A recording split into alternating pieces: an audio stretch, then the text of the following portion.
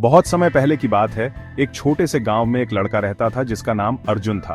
अर्जुन का सपना था कि वह महान योद्धा बने।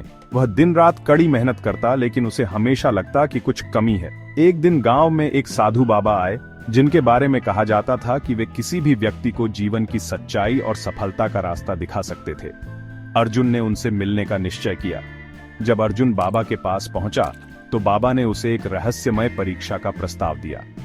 तुम्हें 3 कठिन परीक्षाएं देनी होंगी। अगर तुम सफल हो गए तो तुम्हारा जीवन बदल जाएगा।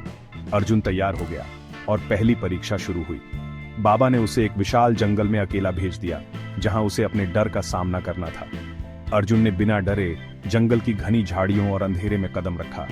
डर, भय और अजनबी आवाजें उसे डराने की कोशिश करती रहीं, लेकिन अर्जुन ने ठान लिया कि उसे डर को हराना होगा।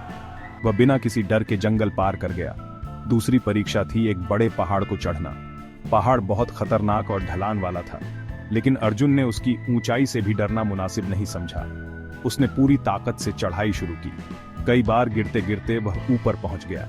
जैसे ही वह पहाड़ के शिखर पर पहुंचा, उसने महसूस किया कि उसकी ताकत और साहस ने उसे यहां तक पहुंचाया था। अब तीसरी और सबसे कठिन परीक्षा थी। बाबा ने उसे एक गहरे कुएं में कूदने को कहा। अर्जुन को यह सुनकर एक झटका लगा। क्यों? यह कैसी परीक्षा है? अर्जुन ने सवाल किया। बाबा ने शांति से उत्तर दिया, यह तुम्हारे आत्मविश्वास और विश्वास का परीक्षण है। अगर तुम खुद पर विश्वास रखते हो तो यह कुआं तुम्हें खुद से जुड़े राज बताएगा। अर्जुन ने एक गहरी सांस ली और कुएं में कूद पड़ा। नीचे गिरते हुए उसे अंधेरा महसूस हुआ, लेकिन अचानक एक लहर सी महसूस हुई और वह शांति से पानी में डूबने लगा। लेकिन जैसे ही वह नीचे और गहरे गया, उसे एक अजीब सा उजाला दिखाई दिया और वह जैसे किसी और दुनिया में पहुंच गया। वह खुद को अपनी आंखों से देख रहा था, जैसे उसका आत्मा बाहर आकर उसे देख रहा था। फिर एक आवाज आई, तुमने जो सबसे बड़ी परीक्षा दी वह यह थी कि तुम खुद को जान सको।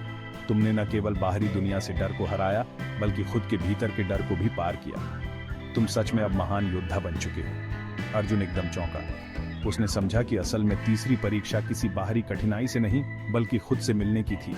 यही आत्मज्ञान उसकी असली ताकत था। वह समझ गया कि सफलता का रास्ता सिर्फ बाहरी युद्धों में नहीं, बल्कि अपने भीतर की लड़ाइयों को जीतने में है। वह कुएं से बाहर आया, लेकिन अब उसका मन पहले जैसा नहीं था।